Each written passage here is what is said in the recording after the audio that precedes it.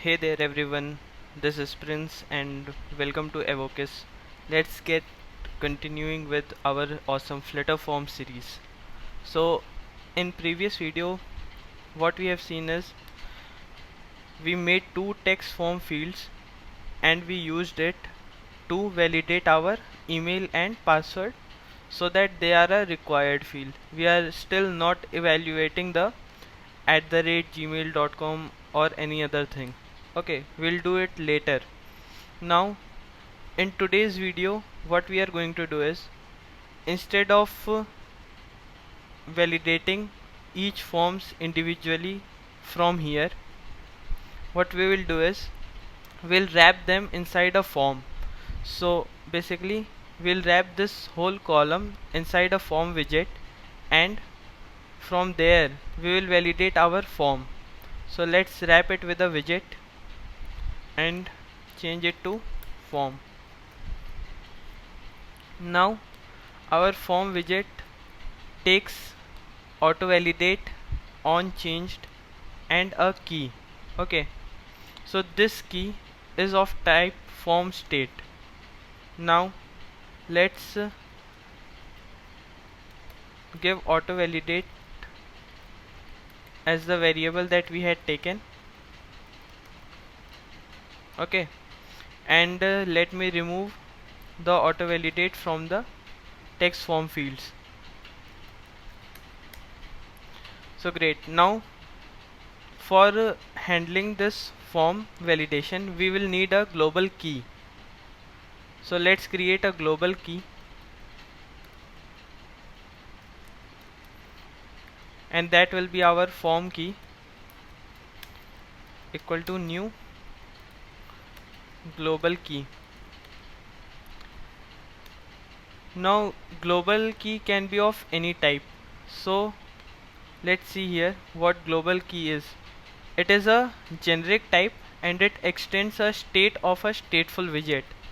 Now our form is a stateful widget, and our form is a stateful widget here, and the state is form state. Okay, so what we'll do is we'll create a generic type here of type form state, and here also we'll do the same thing of type form state. So now our form key is a global key of type form state. Now let's add this key inside our form. Great. So now let's move to the login function that we had created. Now instead of validating each controllers here, we'll directly validate the form key. If form key dot current state dot is valid.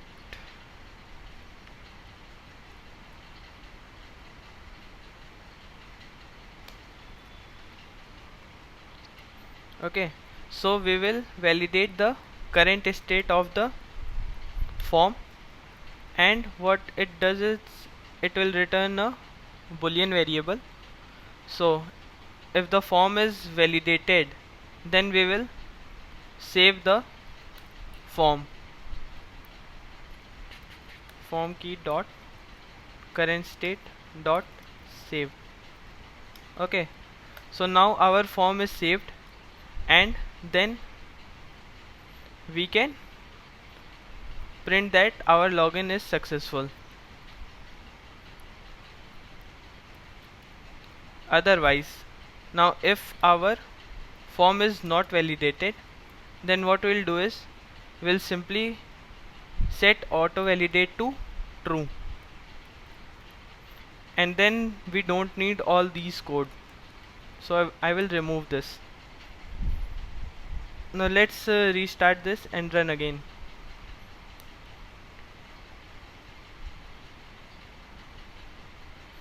Okay, so it has restarted.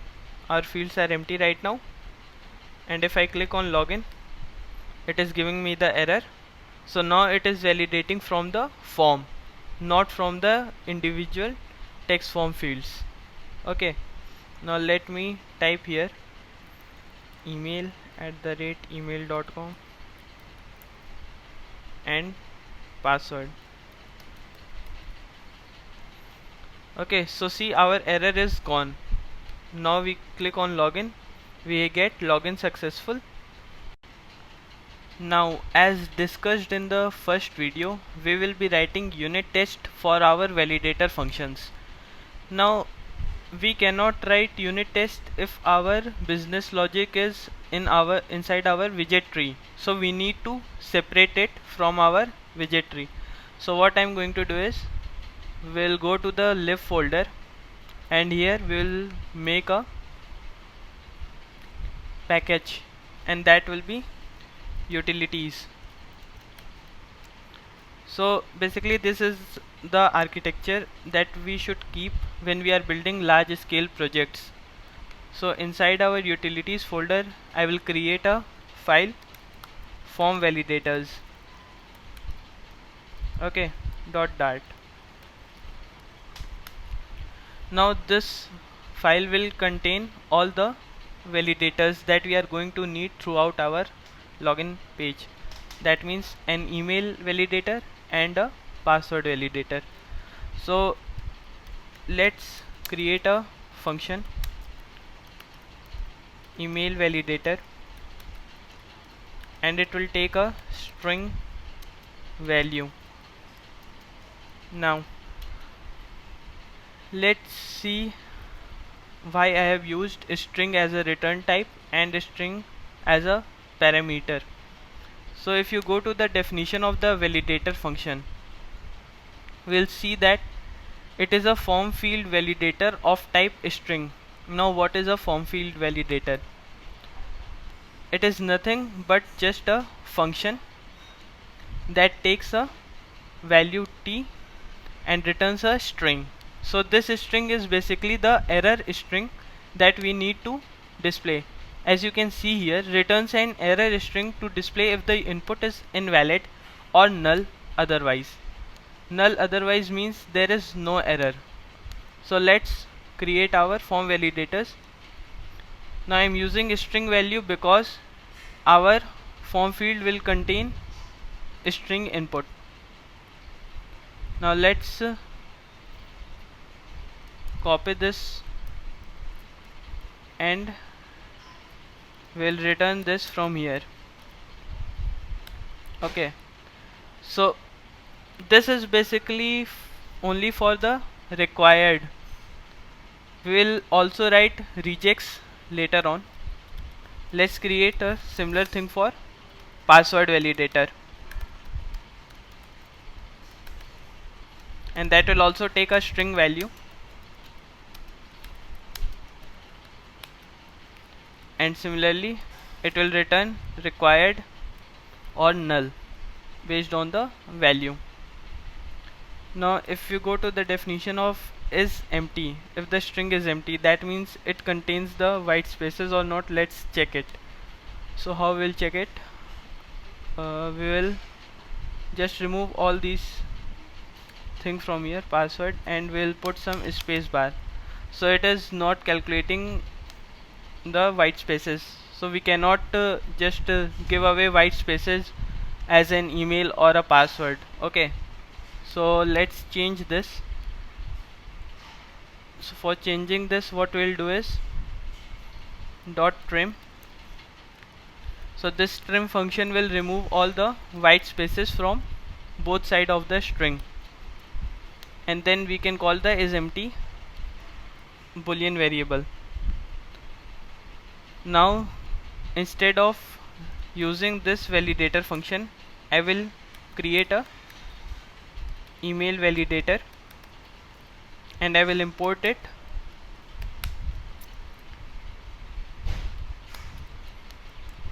Now the shortcut to get this is Alt plus Enter in Android Studio.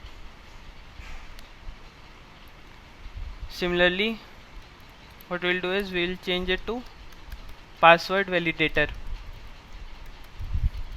Okay,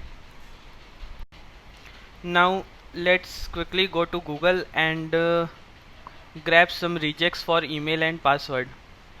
So for email I will copy paste this pattern, and what we'll do is we'll create a pattern here, and that will be the string that we just copied. uh, uh,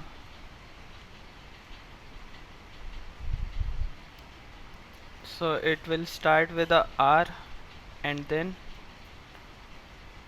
a value. Okay, so this is how patterns are written in Dart. We start with a R, and then inside a single quotes we'll write the expression. Okay, let's similarly grab one pattern for password, and let's copy this and create a pattern here.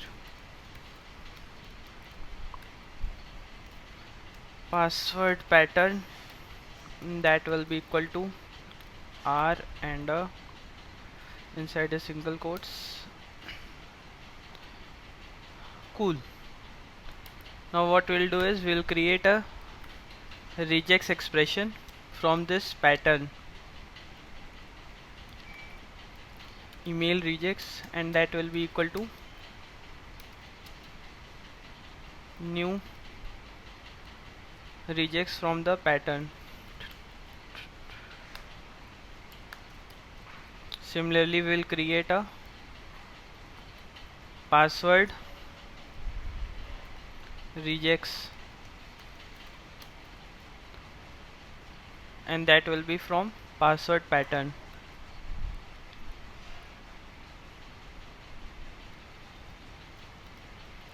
Now for email validator, if first of all we'll check that the value is empty or not. Okay, so our first case will be if value dot trim dot is empty. So if it is empty, then we will return required. Okay, simply return required here. Now if the user has entered some value but it is not according to the email pattern that we want, then we will show him a different message. So for that what we'll do is if email regex dot has match, and the string will input will be the value that we have taken. Okay, so we'll put a exclamation mark so that we get the negative value here.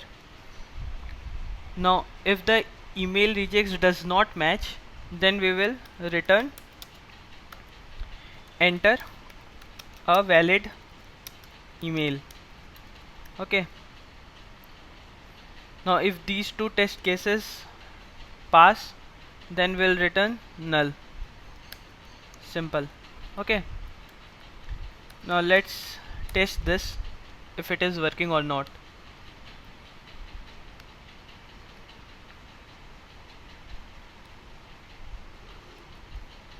Okay, so as you can see, when we have not entered any value, then it shows required, and when we start entering the value, then it says please enter a valid email. So email @email.com. so it is a valid email expression. I'm sorry for that, I just changed the orientation from my keyboard. So this is a valid email, and similarly we are going to show different expression for password validator. Let me copy this line because this will be same, as our password is a required field, and return null otherwise. Now if again not password regex dot has match, with value. So if the string value matches our regex, sorry, and a not here, it will give the opposite. So we'll return password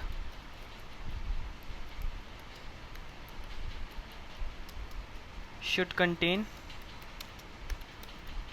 Let's quickly see what the password. So we'll simply return password must contain at least one letter, one number, and be longer than 6 characters. Okay, so we'll split this.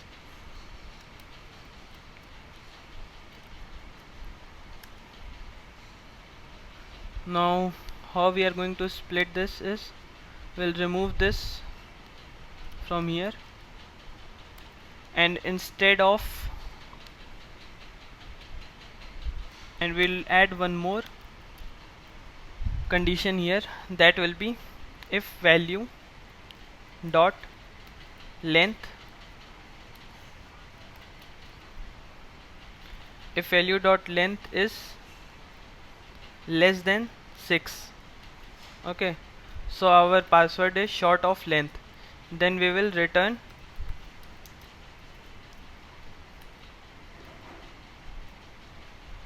that password should be longer than 6 characters, should be longer than 6 characters.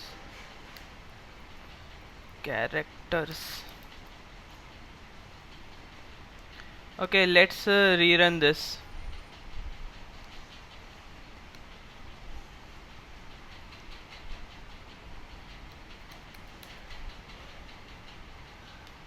And let me change this trim because password can contain spaces. Okay, so right now it is showing required. Let me restart this, and once we start typing, should be longer than 6 characters.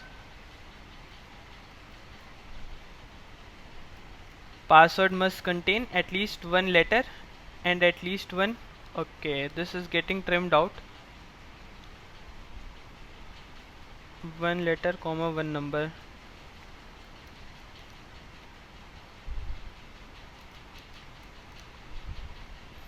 At least a letter and a number. Okay, that is enough for the user to know that we have to enter a number also. Okay, so now when I enter 1 here, the error goes away. So this is how we create validations inside our forms. So in the next video we are going to write unit test for these form validators. Okay, so see you in the next video.